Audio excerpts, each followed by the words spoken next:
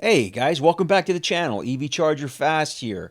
Let's talk about MC4 connectors. So I'm building this little power station from components I have laying around, and I want to put some MC4 connectors on. I figured I'd show you how I do it.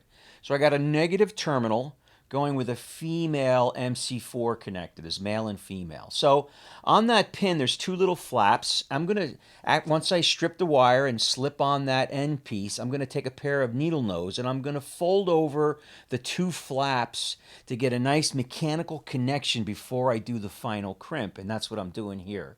So I'm carefully taking a pair of needle nose. I fold it over the flaps, and now I'm taking my crimping tool. There's a Klein crimping tool, and I'm going to crimp on.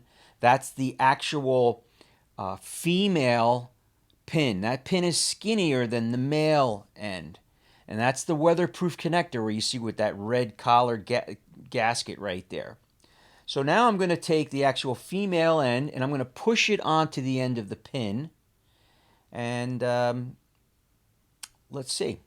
So that's the female end. It's going to push it in until it clicks. Bop, clicked in right there. And now I'm going to tighten in that weatherproof gasket. Now I can do it by hand or I could use the tool.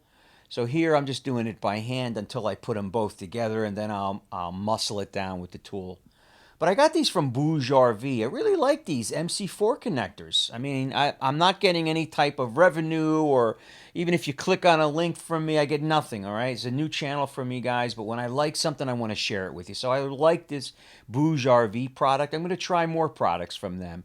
All right, so now I'm working on the male side, right? Because I've got my negative terminal, my negative wire. I've got female coming out of the charge controller, and then the solar panel will have the male, and I'm going to push them both together.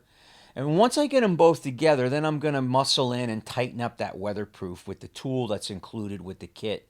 So that's going to wrap around that end piece, and as you tighten it, you can't over tighten it because it will pop. It just did it right there. It'll just slip off, which is perfect. Let you know that you're done tightening it, and that's it. So it worked really well, really happy with it. I highly recommend Bouge RV.